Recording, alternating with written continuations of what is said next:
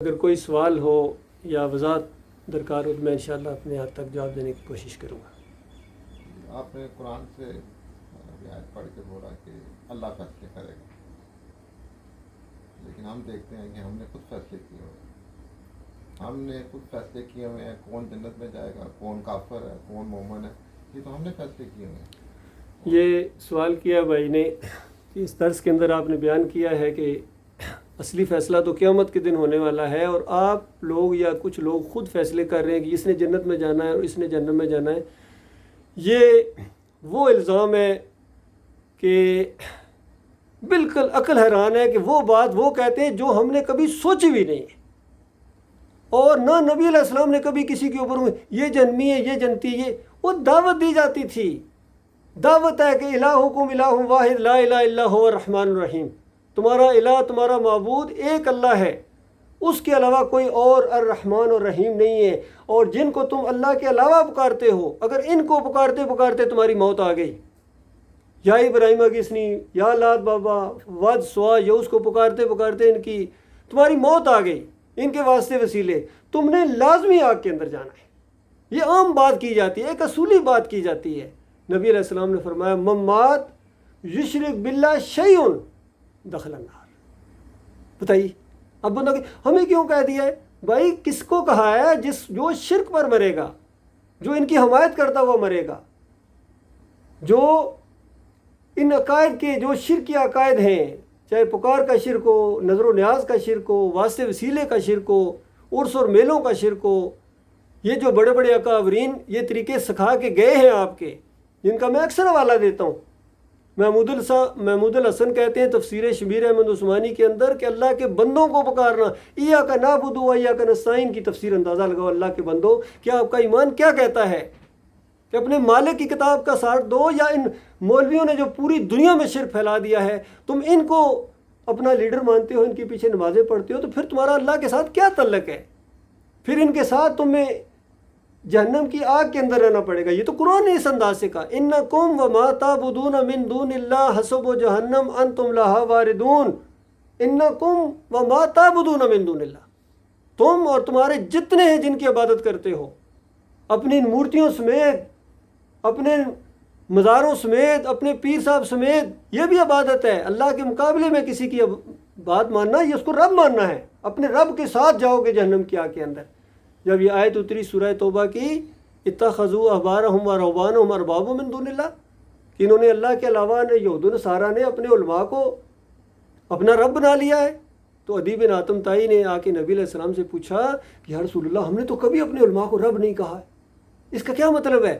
تو نبی علیہ السلام نے کہا کہ عدی، کیا ایسے نہیں ہوتا تھا کہ اللہ کی کتاب حرام قرار دے اور تمہارے علماء اس کو حلال قرار دیں؟ تو بتاؤ ذرا کس کی بات مانتے تھے؟ ان کا مانتے تو اپنے علماء کی تھے۔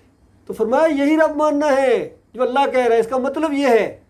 آج بتائیے غیر اللہ کی نظر و نیاز کو اللہ نے کتنی جگہ حرام قرار دیا؟ بتائیے، ہر جگہ حرام قرار دیا اللہ تعالیٰ۔ انما حرم علیکم المیتۃ والدم ولحم الخنزیر وما اہل به لغیر اللہ، کہ حرام کیا تمہارے اوپر غیر اللہ کی نظر و نیاز اللہ تعالیٰ نے۔ لیکن علماء نے کیا کہا ہے؟ کتنے بڑے بڑے علماء ہیں، خادم حسین رضوی، طاہر القادری، یہ تو نیازوں کے اوپر پلے ہیں۔ یہ دربار کی دیکھ چڑھ رہی ہے، یہ بری امام کا بکرا ہے جی، یہ عرس اور میلے ہیں جی۔ تو بتاؤ علماء نے کہا حلال، انہوں نے کہا حلال، تو یہ رب ہو گئے۔ یہ جمہوریت کا پورا نظام، ان کے علماء نے کہا حلال، اللہ کی کتاب اس کو کفر و شرک کہتی ہے۔ انہوں نے کس کی بات مانی ہے؟ بتائیں، اپنے علماء کی بات کو مانا ہے، پکاروں کے معاملے میں، نظر و نیاز کے معاملے میں، واسطے وسیلے کے معاملے میں ان کے بڑے۔ پھر اجرت 28 آیتیں ہیں قرآن کی، مذاق نہ سمجھو اس کو، 28 آیتیں ہیں ہر اینگل سے کہ دین کے اوپر اجرت لینا یہ حرام ہے۔ نبی علیہ السلام فرمائے موزن اس کو رکھو جو اجرت نہ لے۔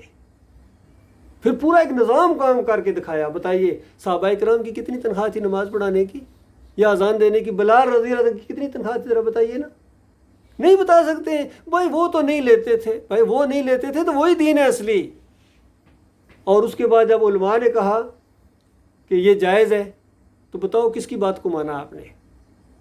اور ان کو یہ راستے میں ایک بڑی رکاوٹ تھی ان حنفیوں کے راستے میں، کیونکہ ابو حنیفہ کا وہ فتویٰ الہدایہ کے اندر موجود ہے ابو حنیفہ کہتے ہیں کہ جو مؤذن اذان کے اوپر پیسے لیتا ہے، جو امام امامت کے اوپر پیسے لیتا ہے، اور جو عالم دین قرآن کی تعلیم دے کے اس کے پیسے لیتا ہے، ناجائز لیتا ہے، اور اس کے دونوں شاگرد امام محمد اور ابو یوسف اس کی تشریح کرتے ہیں کہ ہمارے استاد نے یہ جو بات کہی ہے کہ ناجائز ہے، یہ اتنی ناجائز ہے، اتنی حرام ہے، جتنی ایک بازاری عورت اپنا جسم فروش کر کے جو لیتی ہے یہ اس کے برابر ہے۔ تو بتاؤ اللہ کے بندو، یہ رب تو تم نے بنا لیے ہیں۔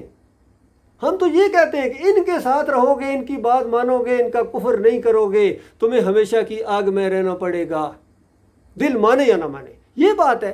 اب جو اس کو مانتا ہے وہ ہمارا مومن بھائی ہے، ہمارے ساتھ مل جاتا ہے، نہ بھی ملے تب بھی کوئی نہیں، اگر کسی دوسری جگہ نہیں ملا ہے کسی وجہ سے، لیکن اسی بات کو مانتا ہے، تو ہم تو کبھی نہیں کہا، ہم تو کہتے ہیں اللہ سے امید ہے، ہمیں اللہ سے امید ہے۔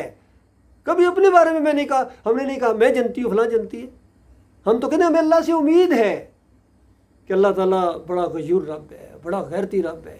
تو بتاؤ پورا قرآن جو اللہ نے برائے، کتنی آیتیں جنت کے بارے میں آئی ہیں، تو کس کے لیے آئی بتائیے؟ کتنی آیتیں جہنم کے لیے آئی، تو کس کے لیے آئی ہیں؟ نبی علیہ السلام نے جو جنت کے لفظ استعمال کیے ہیں کس کے لیے کیے ہیں؟ یہ اور بات کہ وحی کے ذریعے اگر اس دور میں کچھ پن پوائنٹ کر دیا گیا، آج تو وہی بھی نہیں ہے، آج تو ہم کسی ایک کو بھی پن پوائنٹ نہیں کر سکتے ہیں۔